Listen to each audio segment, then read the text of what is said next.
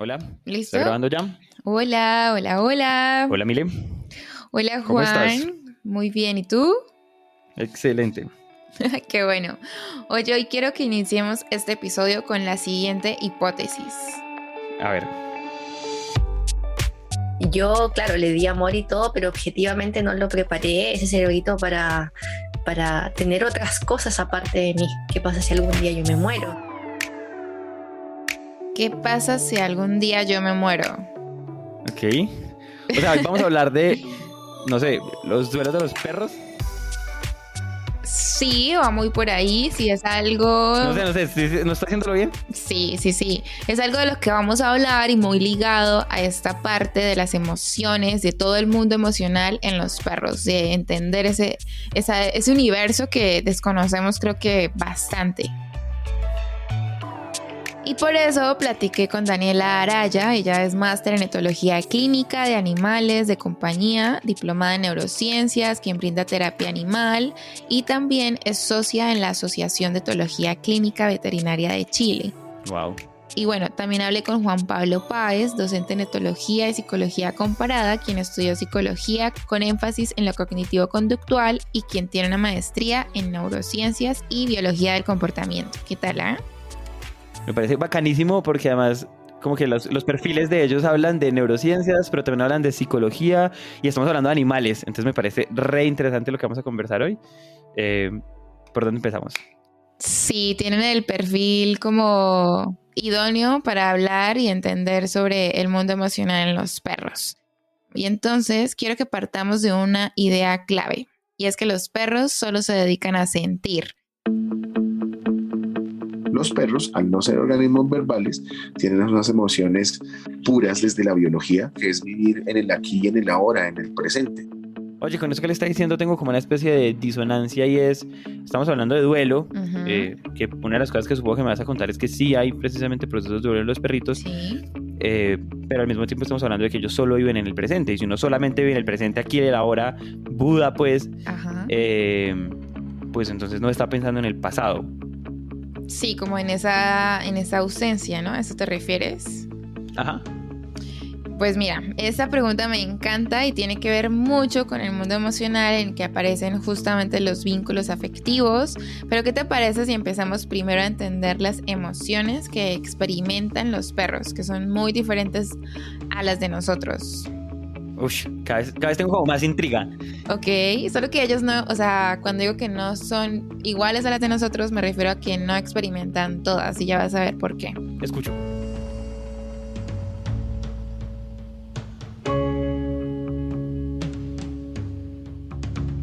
Antes, por ejemplo, se consideraba, claro, los animales como animales de compañía, pero no había mucho reconocimiento de sus estados emocionales.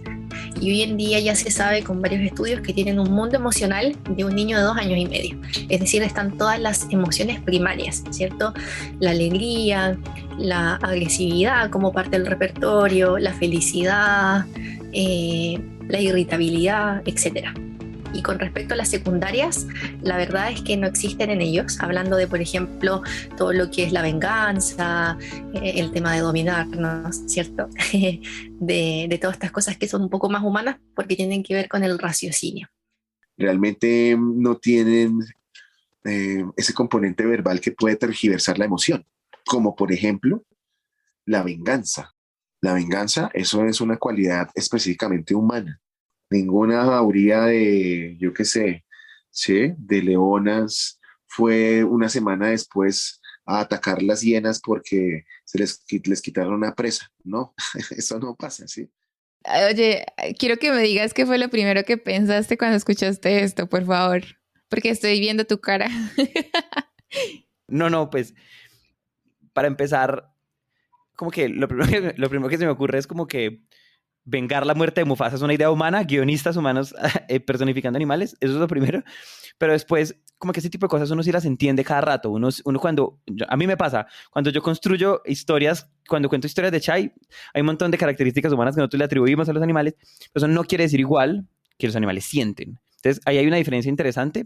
Obvio, eso nada tiene que ver con los animales, imagínate. A mí ese ejemplo la verdad es que me da muchísima risa, Y es como cuando decimos que el perrito o la perrita nos hizo berrinche por tal cosa. Por lo menos yo a veces, cuando Miel me hacía como travesuras porque la dejaba sola y llegaba y se había comido, o sea, esto es real, Miel se comió mi licencia de conducir y yo no tengo licencia de conducir porque ella se la comió. Entonces yo dije, me hizo berrinche porque la dejé sola. Y pues resulta que esto no existe, o sea, a mí él en su cabecita no está diciendo, la humana me dejó sola y ahora le voy a dañar su licencia de conducir. No, sino que es como esta ansiedad por separación, ¿no? Pero pues uno le Claro. atribuye todas estas cosas vengativas y de berrinche y de vergüenza y en fin, y pues nada de esto ocurre. Por esta cuestión es que podemos decir que sus emociones son más puras porque no están ligadas a pensamientos complejos, o sea, ellos no cuestionan lo que sienten, ¿no? A diferencia de nosotros que nos preguntamos, ¿por qué estoy triste? Claro. ¿Por qué estoy feliz? ¿Por qué bla, bla, Claro. bla? Ellos simplemente se dedican a sentir, que era lo que te decía en un principio, y esto tiene una razón muy específica. Me gusta. Maravilloso. Hagámosle.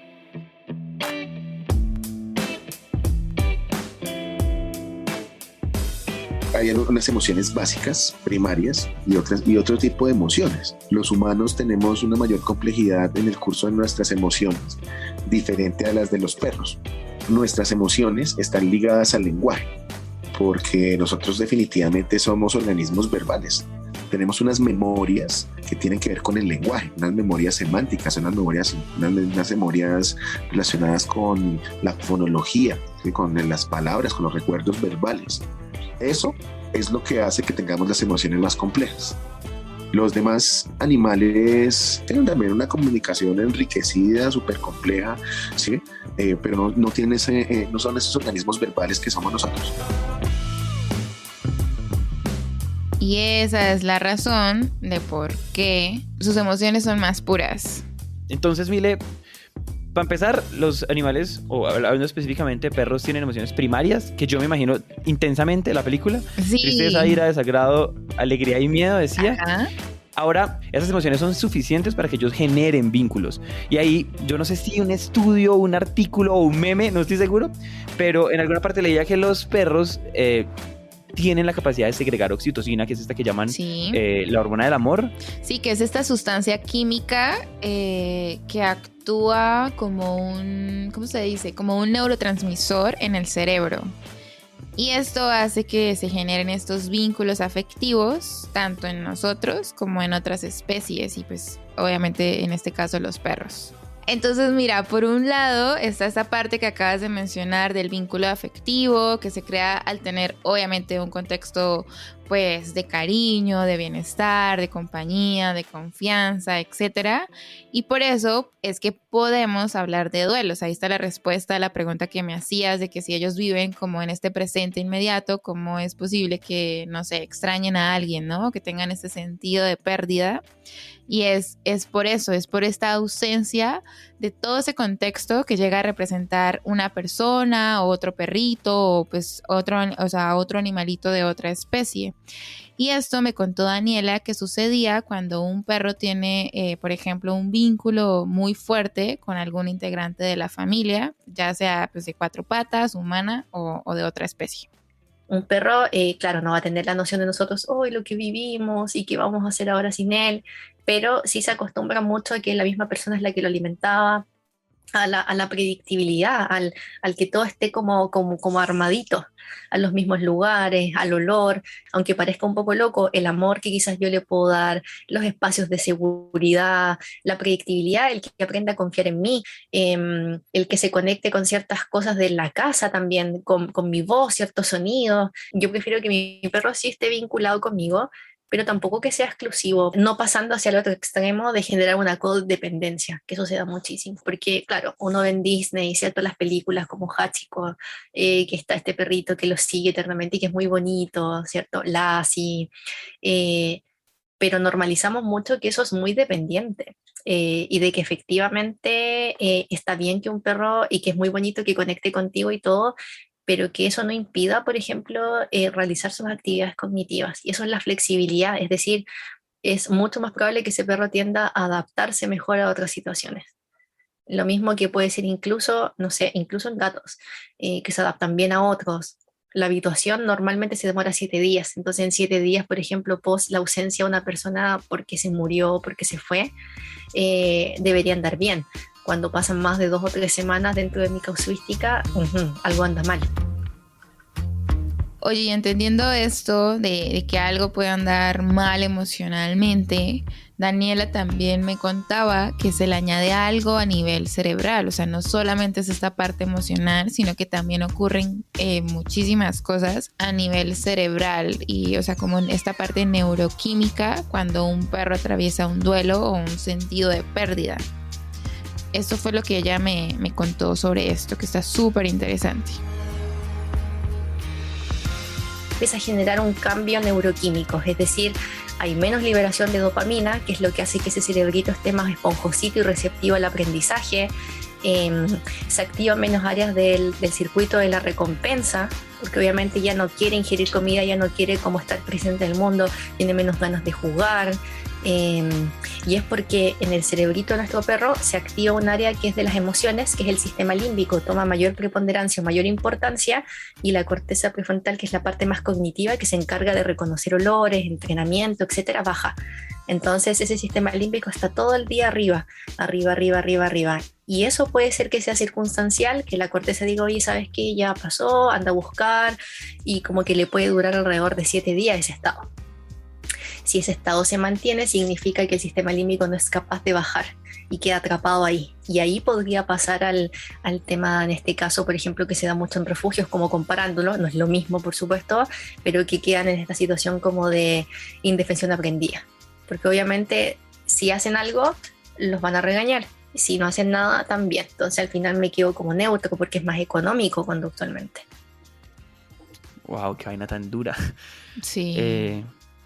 O sea, que ellos entran como una especie de limbo, básicamente, y cuando, digamos que en palabras de nosotros se dejan morir, es porque entran como en ese estado neutro, porque, pues por lo que estaba mencionando Daniela. Perdón, estoy como procesando, pero entonces tengo una pregunta. Uno como simple mortal, o sea, ¿hay algunas formas puntuales de identificar que eso puede estar pasando con el perrito, con Chai, por ejemplo? Sí, o sea, a mí también se me sembró como esta duda en la cabeza y le pregunté a Daniela y esto fue lo que ella me platicó respecto a esto. De primera instancia, tú dejas que, o sea, de ver que el perro empieza a desarrollar actividades normales, que es mucho lo que nos pasa a los humanos también. Entonces, cuando nosotros hablamos de eso, tenemos que entender la normalidad, que el perro usualmente trabaja desde lo que se llama un etograma, y ese etograma es una línea en el tiempo que es la representación de cada una de las conductas respecto a un contexto. Entonces, ese perrito va a tener conductas tanto agonísticas como afiliativas, es decir, negativas y positivas. Por ejemplo, negativas como gruñir, ladrar, mostrar los dientes, etcétera, que es parte de su repertorio. Y las afiliativas ya que son más invitativas, invitar al otro perro a jugar, como la posición de haciendo yoga, ¿cierto? Lamer los belfos del otro, los laterales del hocico, etcétera. Jugar con una pelotita. ¿Y qué pasa? Que cuando el perro está alterado, ya sea física o emocionalmente, no logra ejecutar ninguna de estas conductas o hay una prevalencia de estas conductas. Más irritabilidad. Por ejemplo, en refugio se da mucho por el tema de la indefensión aprendida, que el perro nada le parece bien y nada le parece mal. Entonces al final lo ven tranquilo, está totalmente quieto, pero no desarrolla ningún etograma. Y ahí uno se preocupa y ahí efectivamente, más que algo conductual, algún tipo de trastorno, es más algo circunstancial por el contexto. Y ahí yo lo asociaría y lo atribuyo al tema de pérdida. Entonces, básicamente lo que quiere decir Daniela, pues es cuando empezamos a notar un comportamiento anormal, cuando están, lo que ella decía, de que más irritables, dejan de comer, y cuando ella menciona esto de la flexibilidad cognitiva, se refiere a esta capacidad de adaptarse a los cambios, de seguir aprendiendo, de seguir mostrando interés, pues por cosas en las que siempre han mostrado interés, como jugar o no sé, como hacer ciertas cosas por recompensas, por premios. aún en nuestra ausencia. Y lo que ella menciona es de que si esto lo notamos después de 7 días y sigue ese comportamiento como en este estado de limbo que tú decías, en este estado neutro, pues algo está pasando, ¿no? Y a nuestro perro le está costando trabajo como volver, ¿no? Como adaptarse, y ahí es cuando esta flexibilidad cognitiva pues no está sucediendo, y por eso es súper importante darles herramientas, y eso lo vamos a explorar más adelante. Y muy ligado a estas herramientas es que nosotros no seamos ese único proveedor de estos estímulos. Y con esto de no ser nosotros como ese único proveedor, es de que nuestros perros no tengan un vínculo exclusivo, o sea, que no dependan solamente de nosotros. Escucha esto. Una vez es como dentro de su ego, dice, no sé, pues yo tengo a mi perro acá y comparte con más gente de la familia, es como, ya, no importa. Pero siempre va a tener esa vinculación contigo, con el tutor, siempre va a haber eso, pero eso no quiere decir que no lo tenga con otras personas. Y eso es lo más bonito. O sea, no está tan bien que el único vínculo muy fuerte que mi perro tenga sea conmigo. Exacto. Y lo que quiere decir aquí Daniela es como que no nos dé miedo, ¿no? Porque a veces uno puede llegar a pensar, o uno siente que porque sale de paseo, no sé, con el novio, con la novia, con la hermana, con el hermano, con el papá, etcétera, con otra persona, con el amigo, en fin, es como de, ya no me quiere, y como esta preocupación, ¿no? Y lo que nos está diciendo Daniela es que no, o sea, ellos realmente tienen un vínculo fuerte con nosotros, pero esto no quiere decir que no puedan crear vínculos afectivos con otras personas. Y de hecho esto es muy importante, porque yo creo que uno nunca se llega a plantear como, ¿qué pasa si yo llego a faltar? Entonces imagínate, o sea, si uno llega a faltar y solamente tiene un vínculo exclusivo con uno, pues la va a pasar muy mal, porque hay que recordar que ellos son una especie sociable igual que nosotros. Entonces, claro que necesitan socializar con otras personas, con otros perros, para que no seamos solamente su mundo. Como cualquier persona. Claro. En ese sentido, sí. Y considerando estos vínculos afectivos, hay una cosa muy importante, y es que nosotros, por desconocimiento, claro, podemos también dañarlos. O sea, dañar el vínculo. Sí, y ahí entra también esta parte de tener en cuenta las otras emociones primarias que ellos experimentan, como el miedo, por ejemplo. Porque ¿qué pasa? Al no tener a veces como muy en cuenta esta parte de que ellos viven literal aquí en el ahora, entonces ellos procesan estas emociones muy diferentes. ¿Y qué puede ocurrir? Que ellos asocien, no sé, experiencias o estímulos con el miedo.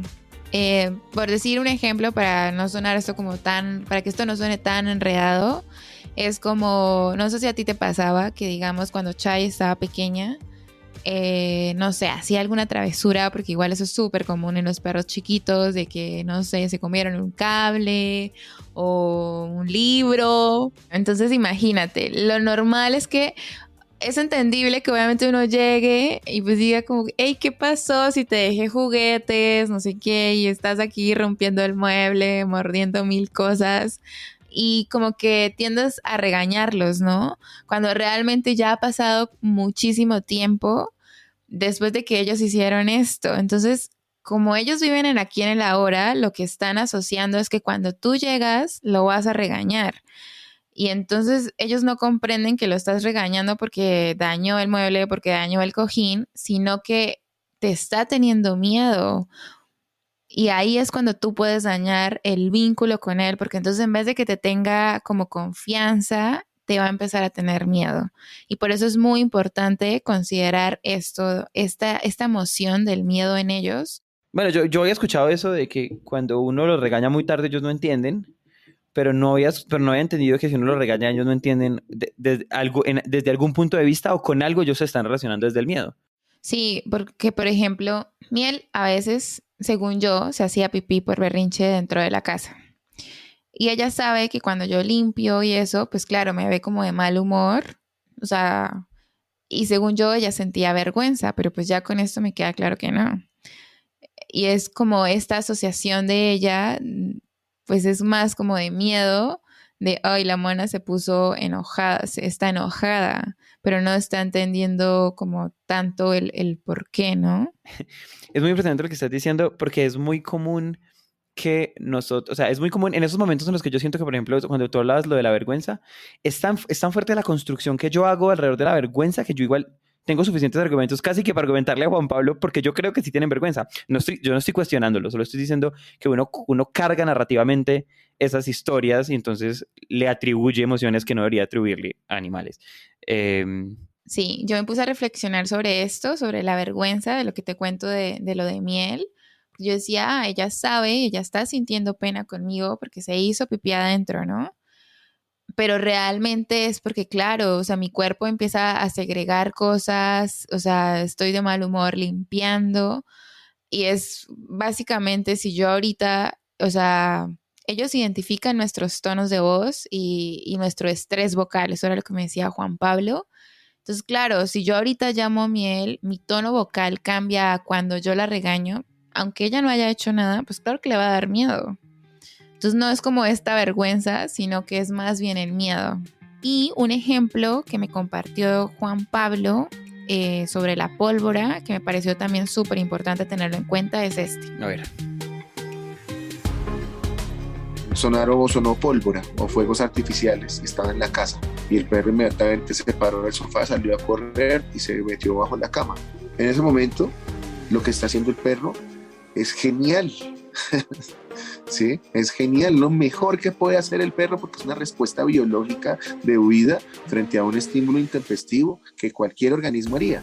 Lo que pasa es que el animal más doméstico que hay somos nosotros. Entonces nosotros estamos tan domesticados que suena a pólvora y ya, pero los demás animales no. En ese momento hay que entender que los perros viven en el aquí y en el ahora y en conciencia plena. Y debo entender dos cosas. Uno, que si yo voy y lo intento sacar debajo de la cama o me arrodillo a hablarle o lo intento acariciar o lo alzo y lo acaricio, en ese momento, en su aquí y su ahora, el perro está teniendo miedo y yo estoy reforzando ese miedo, por un lado.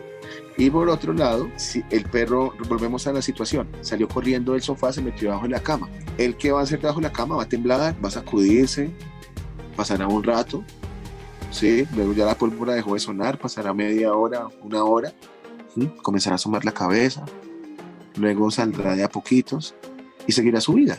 Entonces, cuando uno interviene y va y los coge y los acaricia y los tranquiliza, está impidiendo que ellos desarrollen herramientas de resiliencia, que ellos desarrollen herramientas de gestión emocional. Entonces, muchas veces uno intenta tranquilizar al perro como nos tranquilizamos las personas. Y tal vez en las personas sí funciona porque somos organismos verbales y entendemos que nos están diciendo, estoy contigo, ¿sí? E incluso cuando uno de verdad está mal y viene otra persona a acompañarlo, la otra persona no habla. Simplemente su compañía es suficiente. Eso es lo que debemos entender con el mundo de los perros, ¿sí? Porque entonces muchas personas me pueden decir en este momento, uy, no, como usted es de inhumano, ¿cómo así que no voy a ir a rescatar al perrito y todo eso? Yo entiendo eso, ¿sí? Pero si de verdad lo amo y de verdad quiero ayudarlo, lo mejor que puedo hacer es que él entienda que con mi compañía es suficiente para salir adelante, así como la de él ha sido suficiente allá acostado en el sofá para que yo me sienta acompañado en mi vida. No tengo que estar involucrándome tanto. Ah, ¿qué tal? O sea, ¡Qué barbaridad! Esto me deja pensando un montón, varias cosas. Creo que hay una que es génesis de todo lo que viene, todo lo que viene y es, al principio yo estaba entendiendo, o sea, como entendiendo las emociones de los perros, como con muchas ganas de entender, pero lo más importante no es solamente entender para contarle a otros, sino eso me da herramientas para gestionar las emociones de ellos. Porque si yo entiendo mal ciertas cosas, pues de ahí para adelante todo se va. ¿Sí entiendes? Como que empieza como una espiral hacia abajo, como una cadena de cosas no tan positivas. Entonces, en ese sentido, hay como varias ideas que tengo. La primera es que por querer hacer más o por puro desconocimiento o incluso amor, empeoramos la situación en las que ellos solitos podrían resolver. Después, que podemos generar codependencia por impedir que gestionen sus emociones. Ellos solitos a veces también se pueden autorregular y lo que necesitan de nosotros es, como nos acaba de explicar Juan Pablo, por ejemplo, compañía. Otro sí son como varias reflexiones. Yo la verdad nunca lo había pensado porque uno cree que está esa idea pues de que el perro es incondicional siempre, lo es, sí lo es, no estamos diciendo que no, pero igual eso no quiere decir que nosotros no podamos gestionar mejor y mejorar nuestros vínculos. Ese vínculo entonces se puede dañar por usar el castigo verbal o físico y no el refuerzo positivo, que entiendo que es mucho más como deseable. Y por último es que nosotros muchas veces también por desconocimiento, incluso por amor o por humanización, creamos algo así como asociaciones confusas que hacen que nos tengan miedo en vez de confianza y entonces eso otra vez daña el vínculo. Entonces di que estaba re orgullosa de mí. Sí, me encanta todo lo que acabas de decir, y súper bien. Y otra cosa que yo añadiría a esto que estuvo increíble es que detrás del miedo se pueden esconder muchas cosas. Creo que la emoción que más nos debe interesar en el mundo de los perros es cómo manejar el miedo. Puede ser el trasfondo de muchos problemas de conducta, desde la ansiedad por separación hasta la reactividad o la agresión. Oye, hay que hacer aquí una advertencia y es que mientras que platicaba con Juan Pablo, habían muchos gatos detrás que querían también estar aquí en el podcast, entonces escuchan. Me di cuenta, pero estoy feliz. Por ejemplo, siempre que hay agresividad en un perro, detrás hay miedo, siempre, detrás hay miedo. Y uno normalmente, o la gente normalmente quiere trabajar es la agresividad, controlar la agresividad. Y pienso que hay que comenzar desde la base, que es trabajar el miedo. Si trabajo el miedo, va a haber más regulación y no va a haber reactividad. Hay que identificar cuál es ese miedo. Pasa que muchas de las conductas de reactividad, ya sea de uso de reactividad, si queréis llamarlo, juego de palabras, como de proteger recursos, ladrar, tratar de gruñir, es porque se ve muy expuesto a ciertas situaciones con las cuales no lo alcanzan a procesar, ya sea porque no tiene las herramientas o porque en verdad es demasiado estímulo. Y el tema del gruñido y el ladrido es adaptativo.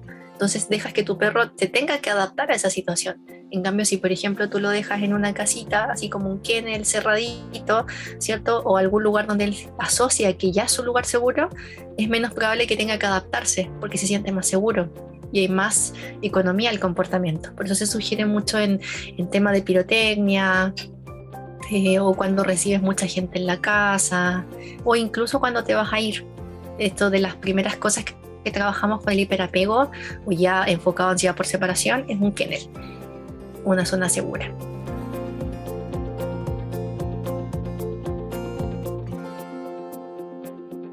Oye, aclaración, lo que Daniela llama kennel es lo que en muchas partes como Colombia y entiendo que en México también en otras partes de América Latina llaman como guacal, que son como, Sí, así como es. estas casitas pequeñas o jaulas pequeñas con las que uno los transporta. Ajá. Entonces, eso es lo primero, pero segundo, a mí, o sea, yo entiendo la necesidad del guacal para transporte, pero siempre había entendido que meterlos ahí era no tan deseable y es una zona segura.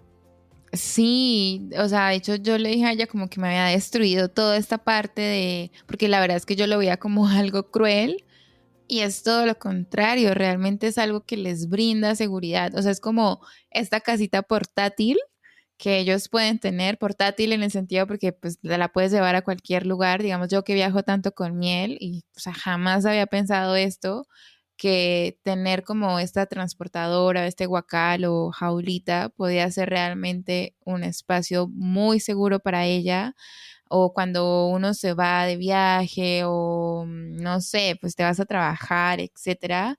Esto es su espacio de, pues de confort, ¿no? Donde es como nada malo en la vida me va a pasar si estoy acá. Que ahora no quiere decir que entonces tienen que vivir encerrados en un guacal. Ah, no, para nada. O sea, es básicamente como que lo puedes tener en tu casa y que ellos puedan tener este acceso libre, ¿no? O sea, si ellos quieren estar ahí, si quieren salir, o sea, solamente que esté y ya, pero que ellos elijan, ¿no? Estar o no estar ahí. Creo que eso está bien. Oye, y con eso tiene sentido decir como que aquí podríamos relacionar el miedo y la idea de la ansiedad por separación que estamos mencionando y el duelo. Sí, ok, te explico. Porque digamos, o sea, realmente también cuando el perro experimenta, o sea, el duelo es ausencia, ¿no? Al fin y al cabo, o sea, la ausencia de alguien en la vida y esto genera ansiedad por separación, que es también como cuando tú pues te vas al trabajo y etcétera, el perro es como de, oh rayos, o sea, no está donde está. Y al tener ellos como una zona segura, pues es una herramienta más para que no, pues no atraviesen esta ansiedad, porque esto sigue existiendo en su vida, aunque nosotros no estemos.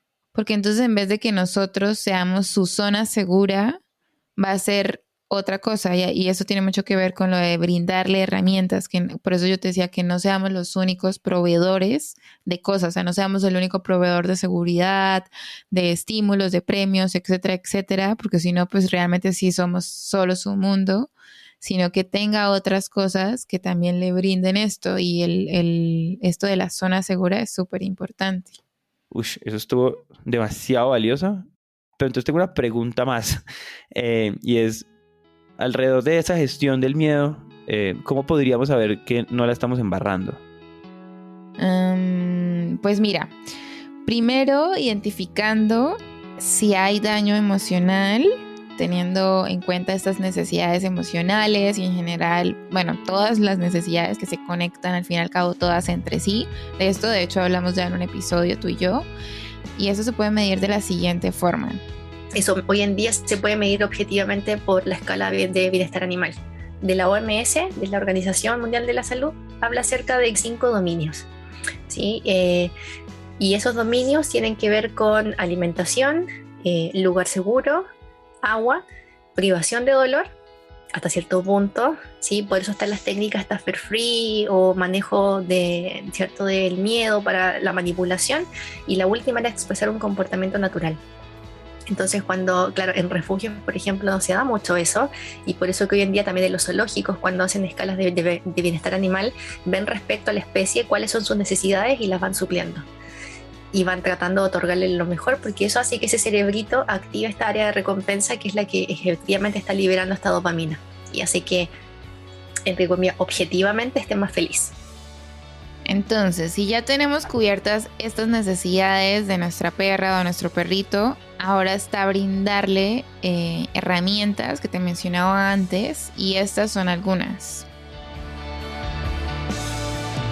En que para poder dar las herramientas tenemos que fijarnos en la etapa, si es que tenemos un cachorro, de sociabilización, que va entre la 3ª semana y el 3er mes.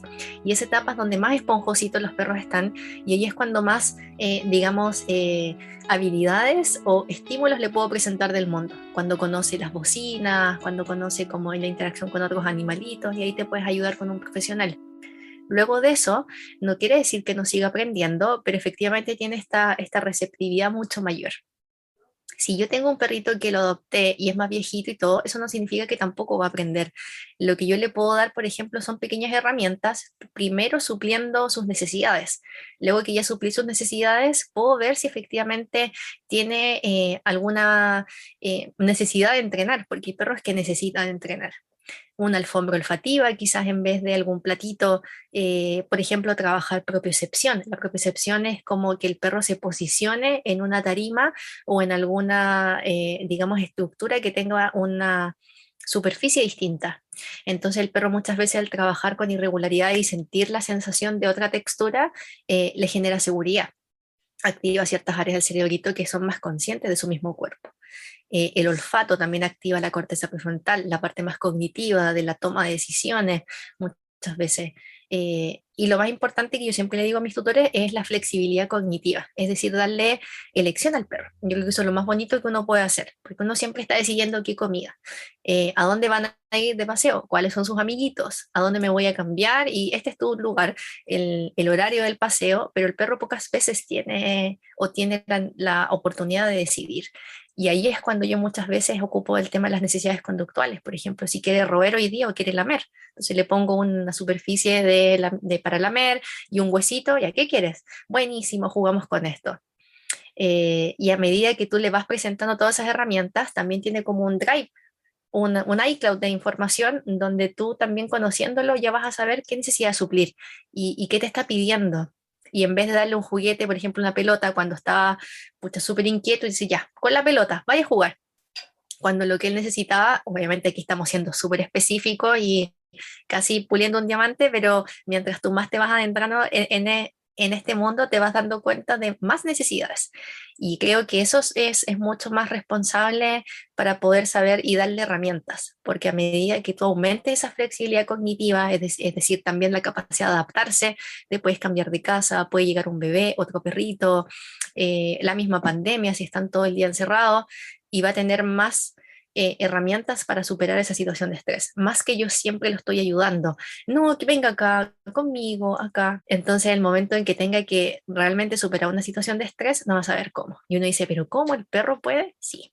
Oye, y antes de que se me olvide, te iba a decir que esto es, pues es básicamente una invitación a conocer a nuestro perro, ¿no? O sea, como cada vez más, porque es todo un universo entero, ni siquiera un mundo, sino todo un universo en que vamos cada vez descubriendo más cosas y más y más y más y más, y al mismo tiempo es como esta parte de irle brindando estas herramientas conforme vayamos descubriendo cosas, y sobre todo para que ellos gestionen esta parte emocional por ellos mismos.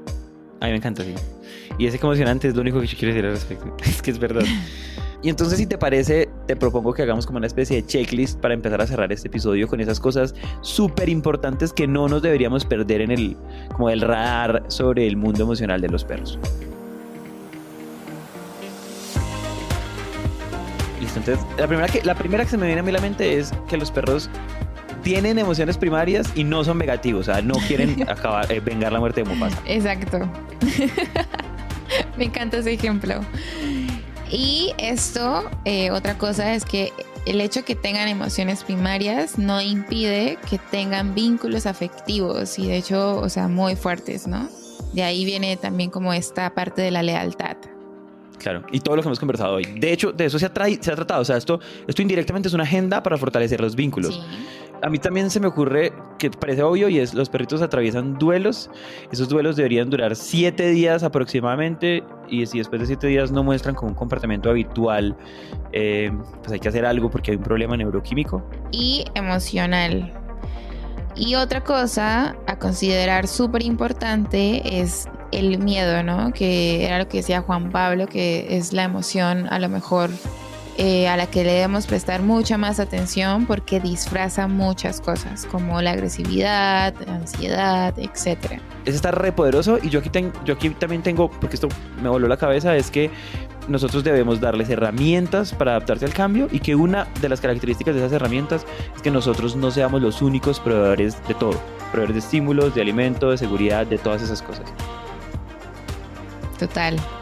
Y ahí pues obviamente viene esta parte de que no tengan ellos vínculos exclusivos, para no crear como esta codependencia emocional, sino permitirles pues que también quieran a más personas, teniendo en cuenta que ellos son una especie sociable.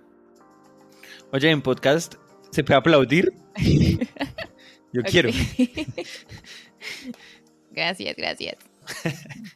Oye, en serio, muchas gracias. La conversación de hoy estuvo bacanísima, como de ponerle a uno la cabeza, como retar un montón de creencias que uno tenía. Yo estoy seguro que eso va a pasar con el resto de personas que van a escuchar esto, así como pasó conmigo. Entonces, gracias, Mili. No, gracias a ti. Oye, y pues bueno, ya llegamos hasta aquí el día de hoy, y mientras que leemos los créditos, quiero compartirte la respuesta de una pregunta que nos hicieron por WhatsApp y que me parece muy lindo compartirla con todos. Esta pregunta nos la hizo Emiliano de México, y es: ¿cómo sé que mi perro me quiere?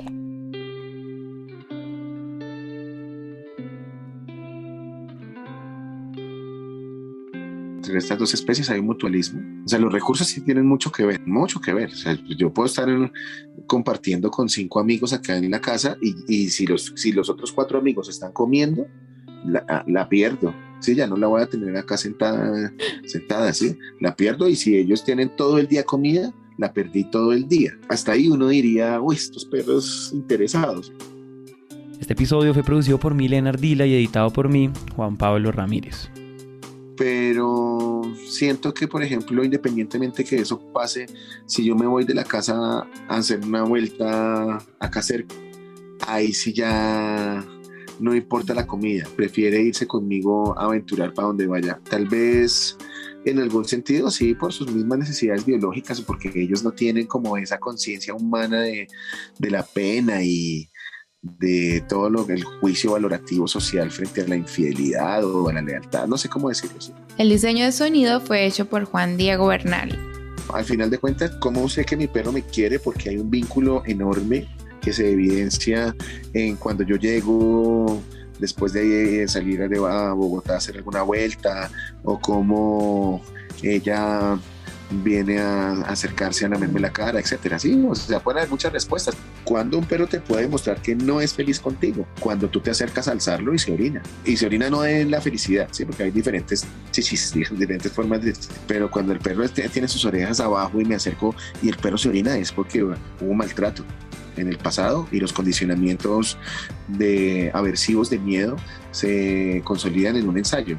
¿Sí? No es lo mismo entrenar una conducta en un perro con premio, con clicker, que me pueda demorar 2 días, 3 días haciéndolos, que entrenar un maltrato. Con maltrato con un ensayo basta, porque se está en peligro la supervivencia y los circuitos neuronales están preparados para consolidar la información más rápido cuando está en riesgo la vida. Entonces ya uno dice, miércoles, aquí hubo maltrato. Cuando uno llega a la casa y en vez de que el perro salga a saludarlo antes, se va a esconder. Cuando lo regaño y el perro se va, que no puede regañar al perro, pero el perro dice, sí, me regañaron y ya. Pero si el perro se va, uno dice, aquí pasó algo raro. Pero ¿cómo sé que mi perro me quiere? Es una respuesta que tiene que ver con el vínculo que uno desarrolla con los perros. El hecho que tu perro te siga, no tóxicamente hasta el baño, porque eso también tiene que ver con la hipervinculación, sí, pero el hecho que tu perro prefiera en algún momento que tú lo llames en el parque, venga, para que tú lo acaricies y él vuelva y sea libre para ir a jugar con sus amigos, uno dice, wow, hago realmente parte de su vida y de su mundo.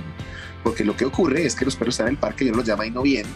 Y no vienen es porque como están tan deprivados de esa libertad y de esa interacción social, pues quieren estar allá con sus amigos. Pero cuando existe ese equilibrio, creo que sí hay una buena relación.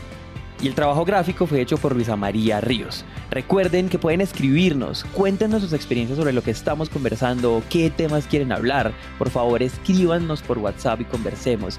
El teléfono es +57 317 316 9196. Repito, +57 317 316 9196. Si quieren contarnos sus experiencias o si quieren proponer un tema, por favor envíennos una nota de voz a ese número y conversemos. Entiende tu perro es una coproducción entre Naranja Media y Hills Pet Nutrition de Latinoamérica. Nos vemos entonces el próximo episodio. Chao. Chao.